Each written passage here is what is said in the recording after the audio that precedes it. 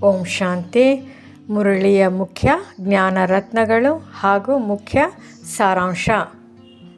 ಯಾರು ಸದಾ ತಂದೆ ನೆನಪಿನಲ್ಲಿರುತ್ತಾರೆ ಅವರ ಪ್ರತಿಯೊಂದು ಹೆಜ್ಜೆಯು ಕಲ್ಯಾಣಕಾರಿಯಾಗುತ್ತದೆ. ಪ್ರಶ್ನೆ: ಡ್ರಾಮಾದ ಯಾವ ನಿಶ್ಚಿತತೆಯನ್ನು ಅರ್ಥ ಮಾಡಿಕೊಂಡಿರುವ ಮಕ್ಕಳು ಅಪಾರ ಖುಷಿಯಲ್ಲಿರಲು ಸಾಧ್ಯ? ಉತ್ತರ: ಡ್ರಾಮಾದ ಪ್ರಕಾರ ಈ ಹಳೆಯ ಪ್ರಪಂಚವು ನಾಶವಾಗುತ್ತದೆ, ನೈಸರ್ಗಿಕ ವಿಕೋಪಗಳು ಸಂಭವಿಸುತ್ತವೆ. ಆದರೆ ನಮ್ಮ ರಾಜಧಾನಿಯಾದ ಸತ್ಯುಗವು ಖಂಡಿತವಾಗಿಯೂ ಸ್ಥಾಪನೆಯಾಗುತ್ತದೆ. ಇದನ್ನು ಯಾರೂ ತಡೆಯಲು ಸಾಧ್ಯವಿಲ್ಲ. ಈ ಸತ್ಯವನ್ನು ಅರಿತುಕೊಂಡಿರುವ ಮಕ್ಕಳು ಸದಾ ಅಪಾರ ಖುಷಿಯಲ್ಲಿರುತ್ತಾರೆ. ಅವರ ಮನಸ್ಥಿತಿಯಲ್ಲಿ ಏರಿಳಿತಗಳು ಆಗುವುದಿಲ್ಲ. ತಂದೆ ನೆನಪಿನಲ್ಲಿದ್ದಾಗ ಅವರು ಸ್ಥಿರವಾಗಿರುತ್ತಾರೆ. ಮುಖ್ಯ ಜ್ಞಾನ ರತ್ನಗಳು. ಆತ್ಮಿಕ ಸ್ಮೃತಿ ಅಂದರೆ ನಾವು ಚೈತನ್ಯ ಪತಂಗಗಳು ಮತ್ತು ಪರಂಜ್ಯೋತಿ ಸ್ವರೂಪನಾದ ತಂದೆ ಒಂದು ಬಿಂದುವಾಗಿದ್ದಾರೆ. ನಾವು ಸಹ ಬಿಂದುಗಳಾಗಿದ್ದೇವೆ ಎಂದು ಸದಾ ನೆನಪಿಡಿ. ಕಲ್ಯಾಣಕಾರಿ ಯುಗ ಅಂದರೆ ಇದು ಕಲ್ಯಾಣಕಾರಿ ಪುರುಷೋತ್ತಮ ಸಂಗಮ ಯುಗ. ಇಲ್ಲಿ ಪ್ರತಿಯೊಂದು ಹೆಜ್ಜೆಯು ಕಲ್ಯಾಣಕಾರಿ. ಸತ್ಯ ಭಾಗವತ. ಈಗ ನಡೆಯುತ್ತಿರುವುದು ನಿಜವಾದ ಸತ್ಯ ಭಾಗವತದ ಕಥೆ. ಭಕ್ತಿ ಮಾರ್ಗದಲ್ಲಿ ಮಾಡುವ ಭಾಗವತಗಳು ಸತ್ಯವಾದುದಲ್ಲ. ಪೂಜೆ ಮತ್ತು ಭಕ್ತಿ. ತಂದೆಯ ಜ್ಞಾನವಿಲ್ಲದೆ ಮಾಡುವ ಪೂಜೆಯು ಅವ್ಯಭಿಚಾರಿ ಪೂಜೆ ಅಲ್ಲ. ಈಗ ನಮಗೆ ತಂದೆಯ ನೇರ ಜ್ಞಾನ ಸಿಗುತ್ತಿದೆ. ನಾಟಕದ ಜ್ಞಾನ. ಈ ಡ್ರಾಮಾದಲ್ಲಿ ವಿನಾಶ ಮತ್ತು ರಾಜಧಾನಿ ಸ್ಥಾಪನೆ ಎರಡೂ ನಿಶ್ಚಿತ. ಇದರಲ್ಲಿ ಯಾರೂ ಏನನ್ನು ಬದಲಾಯಿಸಲು ಸಾಧ್ಯವಿಲ್ಲ. ಜ್ಞಾನ ಸಾಗರ. ಕೇವಲ ಜ್ಞಾನ ಸಾಗರನಾದ ತಂದೆ ಮಾತ್ರ ನಮಗೆ ಜ್ಞಾನವನ್ನು ನೀಡಲು ಸಾಧ್ಯ. ಬೇರೆ ಯಾರಿಂದಲೂ ಸದ್ಗತಿ ಸಿಗುವುದಿಲ್ಲ. ಡ್ರಾಮಾದ ಪುನರಾವರ್ತನೆ. 5000 ವರ್ಷಗಳ ನಂತರ ಈ ಚಕ್ರವು ಮತ್ತೆ ಪುನರಾವರ್ತನೆ ಆಗ್ತದೆ.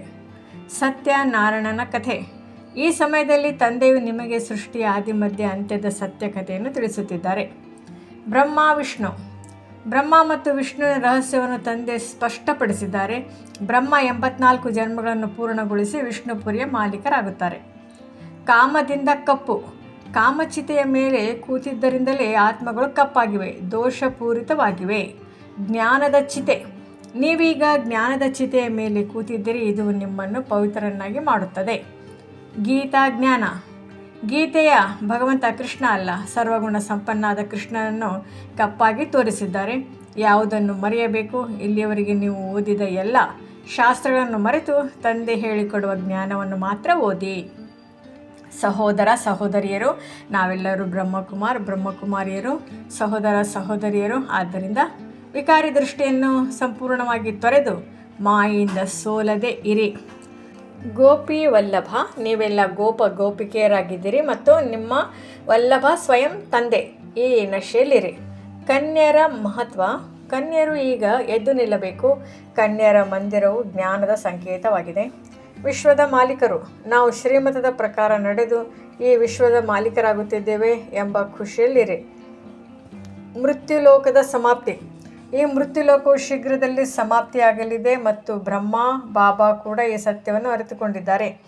ಡ್ರಾಮಾದ ರಹಸ್ಯ. ಈ ನಾಟಕದ ರಚಯಿತ ಮತ್ತು ನಿರ್ದೇಶಕ ಸ್ವಯಂ ತಂದೆಯಾಗಿದ್ದಾರೆ ಮತ್ತು ನೀವು ಅವರನ್ನು ಅರಿತುಕೊಂಡಿದ್ದೀರಿ. ಖುಷಿ ಮತ್ತು ನೆನಪು. ಖುಷಿಯಲ್ಲಿ ಸದಾ ತಂದೆಯನ್ನು ನೆನಪು ಮಾಡುವುದರಿಂದ ಎಲ್ಲ ಗೊಂದಲಗಳು ಹೊರಟು ಹೋಗುತ್ತವೆ. ಧಾರಣೆಗಾಗಿ ಮುಖ್ಯ ಸಾರ.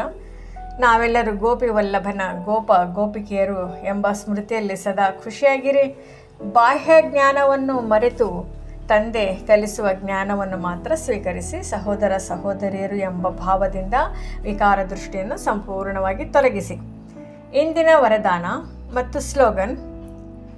ವರದಾನ: ಸೇವೆಯ ಮೂಲಕ ಯೋಗಯುಕ್ತ ಸ್ಥಿತಿಯನ್ನು ಅನುಭವಿಸುವಂತಹ ಆತ್ಮೀಯ ಸೇವಾಧಾರಿ ಆಗಿರಿ.